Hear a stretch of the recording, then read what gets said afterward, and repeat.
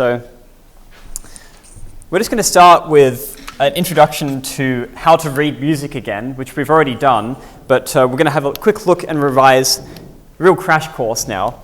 So the first thing we talked about was what we call these lines. We call them a staff or a stave, right?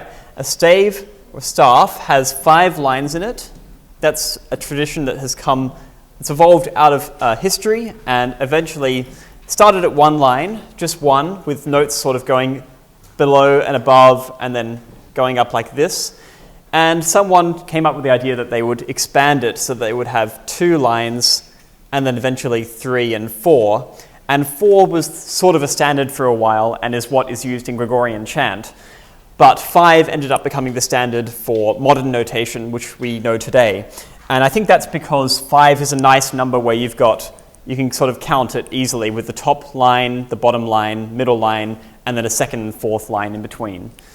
So that gives you the 5 lines that we make into the staff. We could have more, and some people did want more. And if you want more, you could keep going, but it's going to start getting confusing. So they needed a way to break up these 2 sets of 5 and 5. And what they came up with is what we call the clefs. So the first clef we learnt about was the treble clef, which is the one that looks like this. We got us all to draw it last time we did it, but you start on the second line here. We always count from the bottom, so 1, 2, 3, 4, 5. Starting on the second line, and you want to go up to the third line, back around to the bottom, then back up, and back down through the dot you started on, and a tail at the end, and that's your treble clef.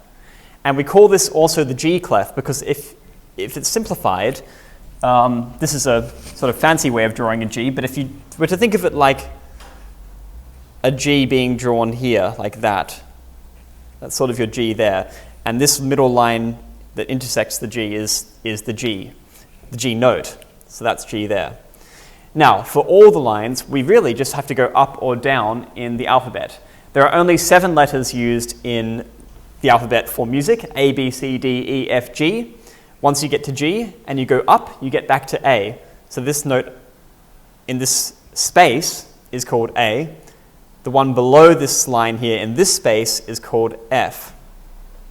We can keep working on it just by going up and down, but the easiest way to learn how to memorize the names of all these notes is by a good mnemonic. So the one that I like to use is here. Every good boy deserves, you know this one, deserves fruit. And that actually gives you the lines going up from the bottom. So you get E, G, B, D, F. Between these you have notes as well. So these are for the lines. These ones here for the lines. Now for the spaces, you have a very simple way to remember it. Space is face. Face. That's for the spaces. The spaces there. So again, going from the bottom up, F, A, C, E. Really good to remember this as you go. Just by rote is good, because when you start looking at treble clefs and you want to actually start singing, you're not going to be able to start calculating, oh, this is this line, this line, this line. You'll have to eventually get to the point where you look at a note and go, oh, that's a B, that's an E, that's an F. This is an F2, because once you've gone up again from E to this line, you get F again, as we do have there, every good boy deserves fruit, F. So some notes will repeat themselves. If you want to keep going higher than this, it is possible. All you need to do is keep going up. So if you wanted to go from F to G, there's G there. When we want to go higher though, then we start to run into a problem where it starts to become unclear where the next note is. So what some people decided to do is essentially the next note up goes here and it gets a new line. And we call this line a ledger line. Ledger line. And that is just a simple way that if you just want to keep going up, you can keep going up again. There's a B. There's a C. And you can keep going higher and higher and higher, though it gets a little bit more confusing to read. And we try to stay within the clef. If you wanted to go lower, you can do the same thing. You can keep going down and down and down. So we had E on this line here. We can go down to D, and then C, and then B, and A, and so on and so on. And essentially, you would keep going down as far as you want. But if you're a bass singer, you actually want to just use a different clef. And this clef we call bass clef. And I'm going to draw it down here. It's also known as the F clef.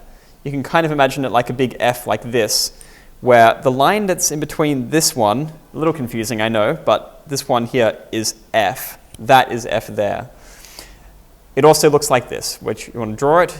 You sort of start there in that fourth space and just curve around down to the bottom, 2 dots to finish it off. So there's your F in between those 2 dots.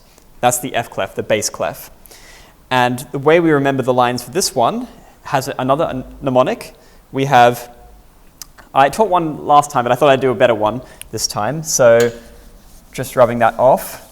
For the bass clef, we would use good birds don't fly away. Good birds don't fly away. G, B, D, F, A. So that's for the lines in the bass clef. Lines in bass.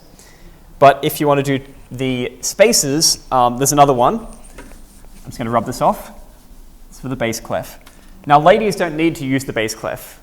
Almost never will need to know the bass clef because you don't sing down that low.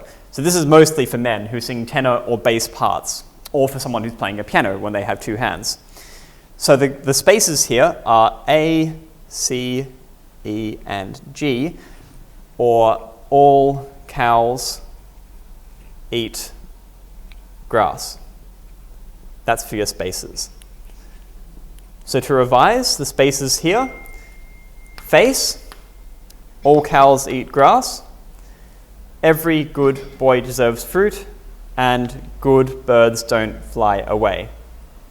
And the genius of this system of having this treble clef here and this bass clef here is that we've noticed that this note here is an A, and this bottom line here is an E in the treble. If I go up and down, I'll get B and C there. And if I go down with this one, I get D, and then what do you know? You get C again. So this is an E, D, C, and this is A, B, C. This C here is sort of what we call the middle line. So effectively, this system gives you 5 plus 5 plus a final line there. So 11 lines in total. This C is shared between the 2 staves, essentially. And we call that C middle C. It's middle C on the piano. It's also middle C on the staves.